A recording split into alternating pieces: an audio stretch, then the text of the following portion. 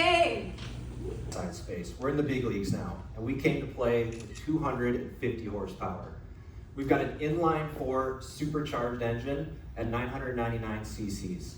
Kawasaki is known for our inline-4s, so that's why we chose that engine configuration. And we've got a very unique forced induction method of supercharged as opposed to our competitors using turbocharged in this category.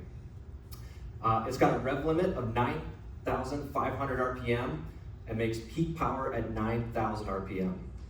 Take a moment to digest that. We're making peak power 500 RPM below redline. So this thing pulls to the moon.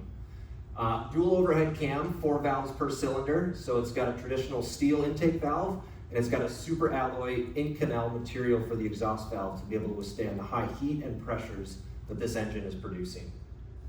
Another unique attribute to this engine is its use of dual injectors. So it's got a 12-hole primary or downstream injector, and then it's got a secondary 10-hole upstream injector that comes on and blends in starting at 5,000 RPM to help create that massive 250 horsepower that these engines are putting out. It's also being fed by 4 40mm throttle bodies. So each cylinder has its own 40mm throttle body. And the crank, the cams, the conrods, everything in this engine has been beefed up to withstand the power that we're putting through this thing. So diving in a little more on that supercharger, the advantage here is there's no turbo lag. You've got instant 250 horsepower as soon as you hit that throttle. It's designed also 100% in-house by Kawasaki. So we've got the advantage of, we're a big company. We're more than just power sports equipment. Our parent company is Kawasaki Heavy Industries. So we leverage our aerospace expertise within that division of our company to develop this supercharger.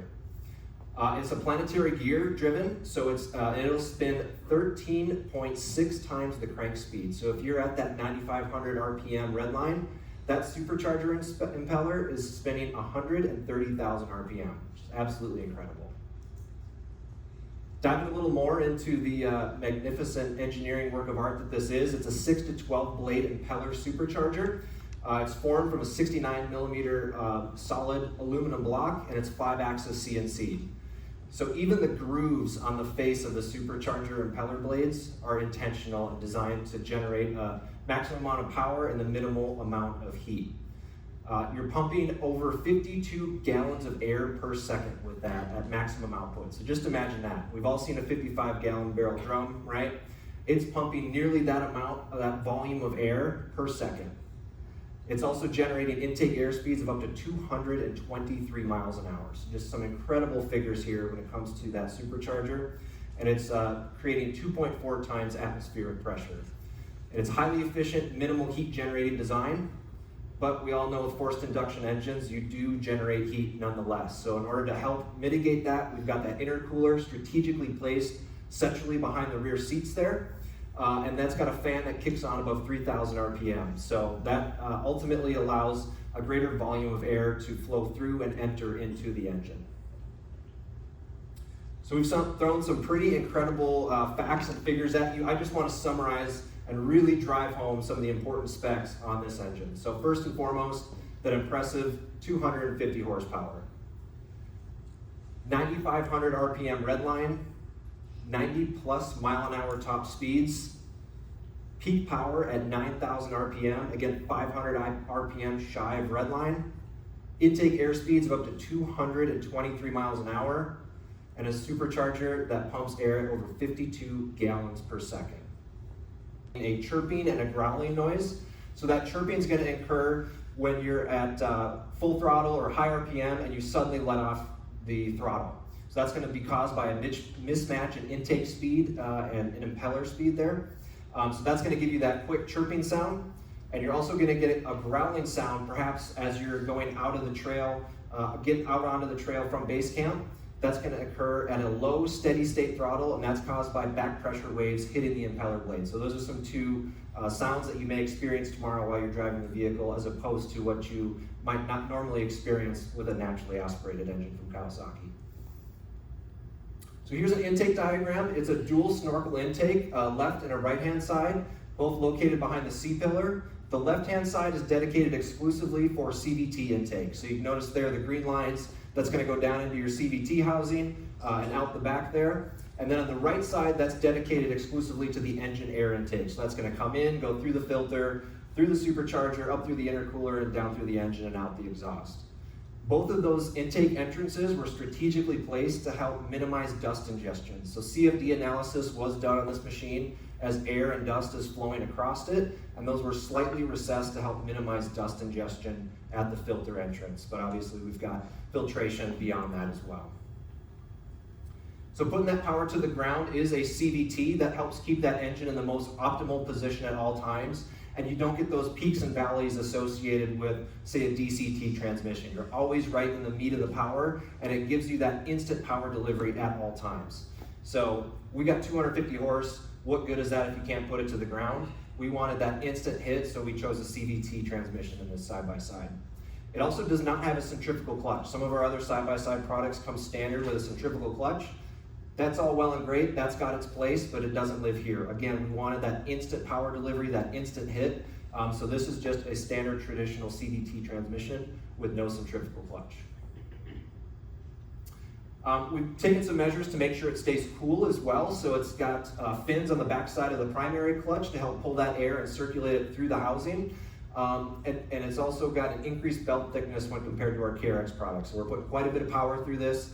So we've increased that belt thickness, and we've also optimized the inner radius on the belt to help with flexibility and thus keep that durability high and the heat generation low on that. So that's going to generate the most heat around that drive pulley when it's making the tightest radius. We've got an optimized radius design on the inner cog of that belt to help with that, help with the longevity of the belt in these machines.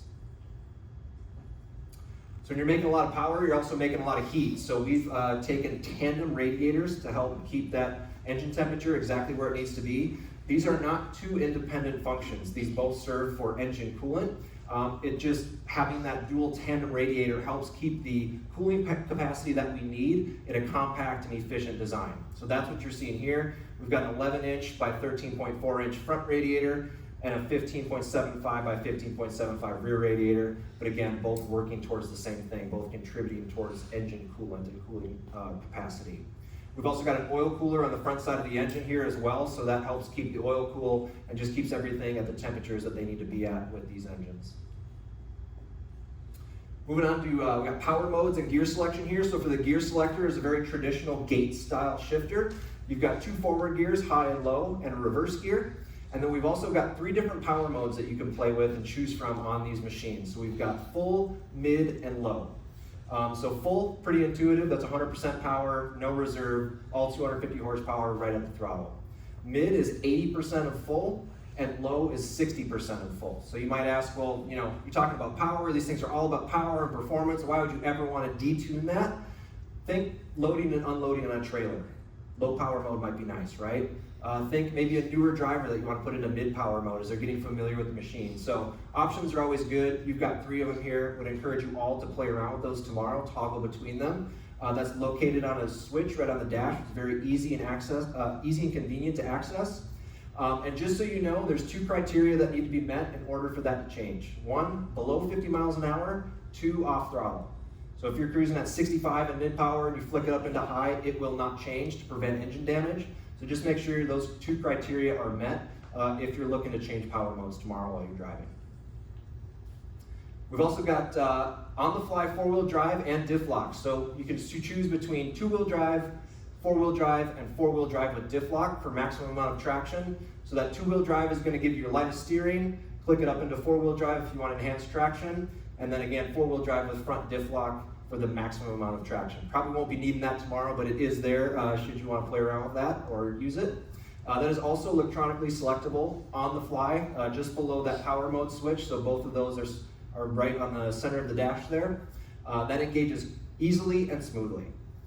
So that's pretty much everything from a powertrain standpoint. Now let's take a little closer look at the chassis of these side-by-sides.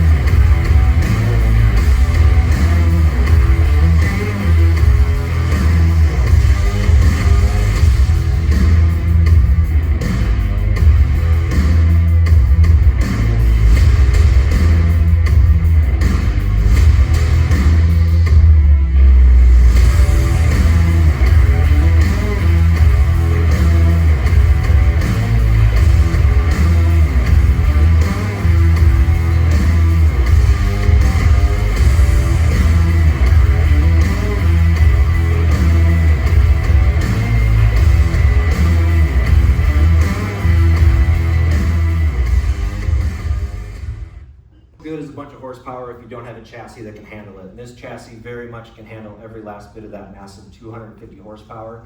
It's got a highly rigid frame with the integrated ROPS as a stressed member, and hours and hours of rigidity analysis were done to optimize this frame. It's got thicker wall tubing in areas that you need it, like the suspension mounts and around the engine area, and then thinner wall tubing to help keep that weight as low as possible, but again, still maintain the perfect balance of rigidity for this chassis. It's got approach and departure angles of greater than 90 degrees, and it's got an angled underbody. So actually the back side of this chassis is a ½ inch taller than the front to help you get hung up on anything. But should you strike anything or get hung up, don't worry, you've got full coverage skid plates underneath here. And also we've got kind of our Kawasaki signature feature, which is steel wheel wells. Nobody wants a tree branch or a rock or anything going through that, especially at the speeds that you can reach on this machine. We use steel wheel wells on really all of our side-by-sides. This one's no exception. So you've got maximum occupant protection for the driver and front passenger, giving you that peace of mind that you've got steel wheel wells there in the front. They also all come equipped with electronic power steering, so it is speed sensitive. It's going to give you the most amount of assistance at low speed when you need it the most, and it's going to back off as speeds increase, so it's not overly reactive or sensitive. It also acts as a damping system, so should you hit a rock or a bump in the trail, what have you, it's going to reduce the amount of kickback at the steering wheel, so that's a pretty cool secondary function that serves. You've also got adjustability, so you've got 43 degrees of stepless adjustability on that steering wheel, allowing you to get it in the perfect spot for you. It's also a very quick turning machine, so something to be aware of as you're getting out and driving these tomorrow. It's less than 1 rotation lock to lock, so it is very quick steering on these machines to complement the sporty nature that they serve. Looking at the overall dimensions, one of the key ones here is that 74-inch stand. So you've got a planted 74-inch width here with a 74-inch height up to the top of the roof. Overall height is 78.5 inches. That's counting that antenna that serves as the GPS function for that Garmin infotainment screen. That does deflect easy, so if you're looking to put this into a trailer or a tighter space, that 74 is to your hard stop, but technically the highest point is that antenna at 78.5. 126-inch wheelbase and 159.5 overall length on this machine. So we've got great suspension to complement the incredible chassis and engine on these machines as well. We've got our Fox 3.0 internal bypass shock absorbers that put out 23.2 inches of front suspension travel and a massive full 2 feet or 24 inches of rear suspension travel. For the construction, we've got dual A-arm front, 4-link in the rear, and we've got boxed A-arms in the front here as well. So multiple stampings coming together to create these massive, durable front A-arms around this machine to help withstand the high impacts that are going to be thrown at it. And now we're going to dive into the shock absorbers themselves. And so instead of me rambling on, we've got the experts from Fox, Mr. Will Consorti. He's an applications engineer, and he's going to take us through all the ins and outs of these incredible shock absorbers. So Will, come on up and tell us. Thanks for having me. My name is Will Consorti, and I'm an application engineer working at Fox in the Power Sports division, and mainly working with Kawasaki for the last 5 years. So as I mentioned, we have Fox shocks across all product lines, and on the deluxe model, we have 3.0s front and rear, so they have not compromised any performance across all models. And let's say the 3 unique modes, so I apologize, I'm an engineer and usually I'm not used to presenting in front of public. So you're doing so good. As a classic engineer, I'm freezing a bit. So I was saying 3.0 shocks in front and rear. The base model has a piggyback with LSC, low speed compression adjustment, and all models also have internal bypass. So we were happy to support on the extreme control of the vehicle. So on the deluxe model, we have also our live valve. This is a bit different from the KRX live valve. It is our next generation product, and it gives more range in the shocks. So stiffer stiff and softer soft, essentially.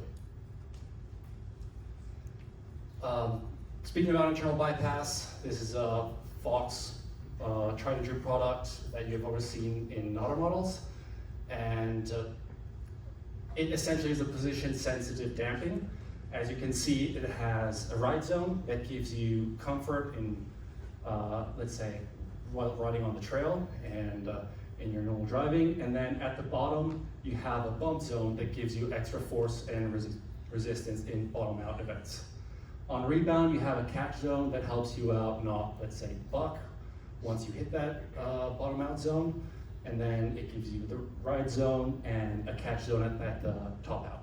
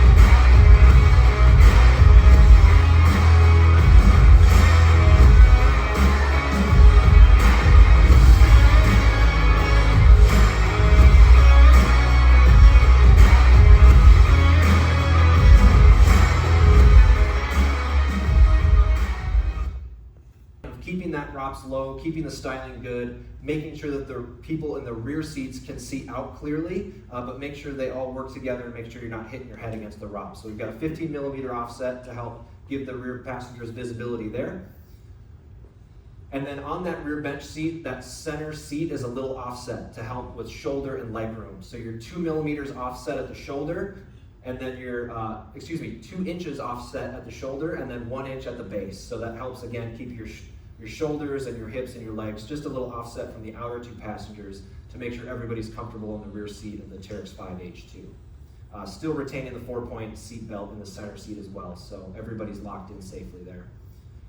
So speaking of the seats, we wanted to make sure that we really knocked it out of the park here. So we've got high grip seat material in the base and center, as you can see here in the black areas. So all of that is a high grip material, making sure that you can stick to that seat comfortably and confidently as you're ripping around with all 250 horsepower of this machine.